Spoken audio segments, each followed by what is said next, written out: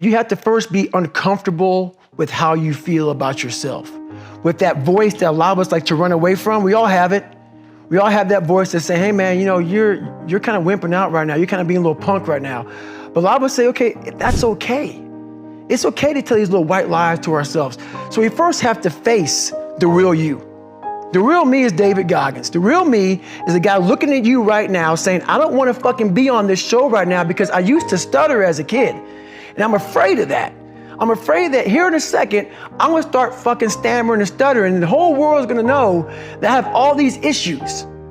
But that's when I see right now, okay, Goggins, you gotta go on this fucking show. That's Goggins.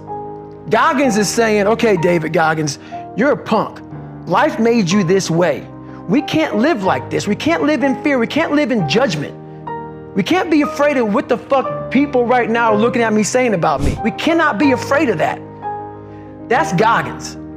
Goggins saying, fuck all of you who don't like me, who don't want to, and that person then comes in. But you have to be David Goggins and say, man, I'm afraid of this. I'm fucked up here. Life made me this way here. I stutter. I have these issues with reading and writing, and I'm fat and I'm insecure. No one's gonna fucking come to help me. It's fucking me against me, period. This is a race that you run completely alone. You can build that total accountability in oneself, and it's not about being selfish.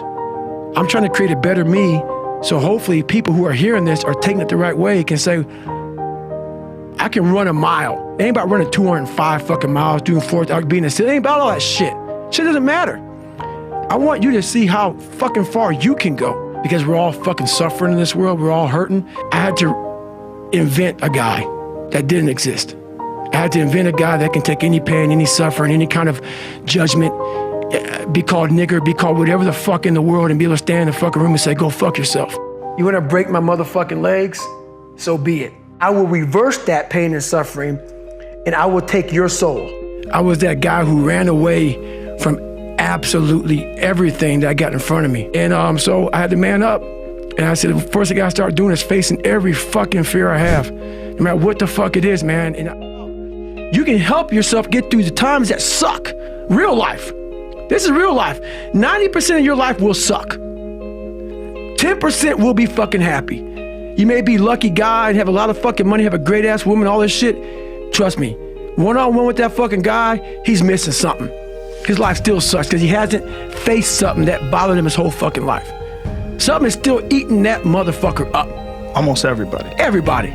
Eating you the fuck up. But maybe you found a good way, how I did growing up, on how to ignore that voice that's saying, you ain't facing some shit. I was going in the water, so I was terrified of it. I mean, I can't even express. Have you ever had a big fear? And I know a lot of fighters have fears and stuff like that, but they get over them. But a lot of us have these fears that you just don't want to fucking face.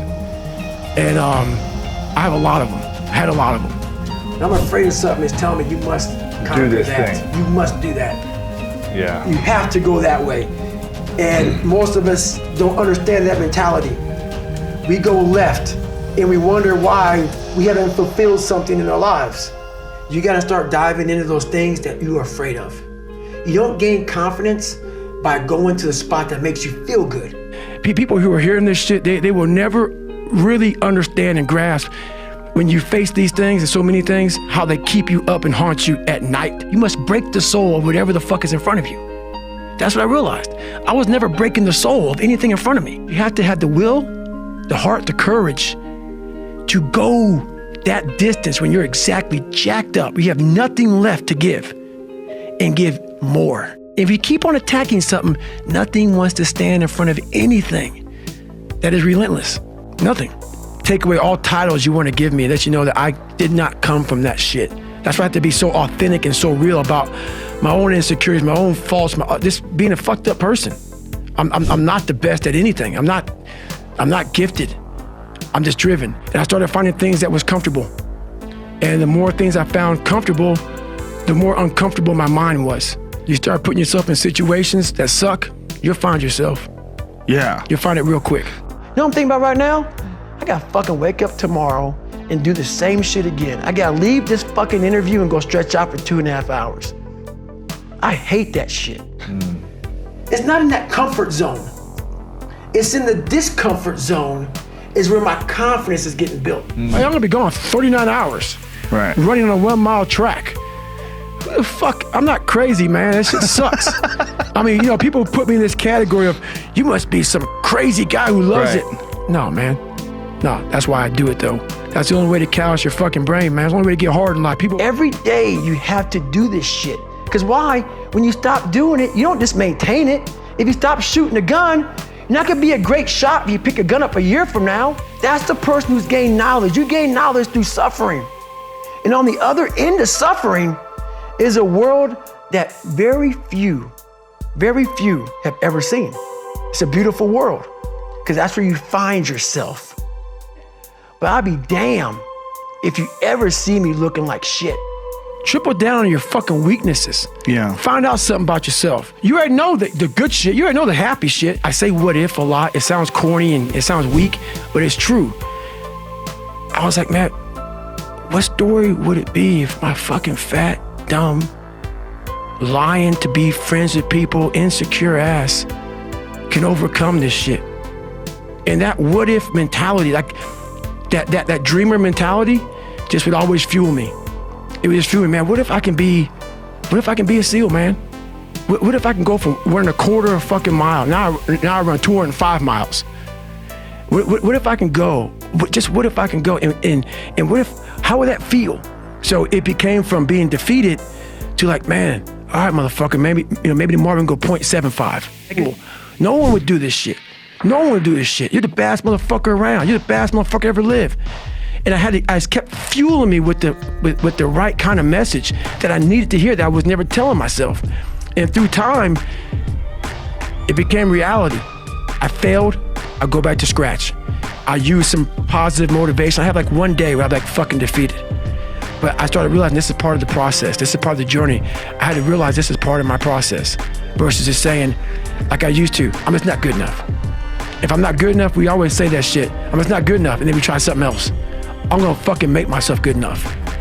I know what's on the back end of fucking quitting. It's a lifetime of thinking about why the fuck did I do that? And I ain't fucking doing that no more. Like, man, all right, motherfucker, maybe tomorrow we can go 0.75. You know, it just became this different mindset. I turned negatives into positives. So I would take it like, who would even think about doing this? So I would sit on my couch saying, who at 297, who can't fucking swim that great, who's scared of the fucking water, would have the fucking balls? Who had the balls to fucking man up, quit a job, and go and just put everything on himself? So it's how I started talking to myself and putting myself in a whole different category, and that would fuel me the next day, and I just kept using that as fuel. No one would do this shit.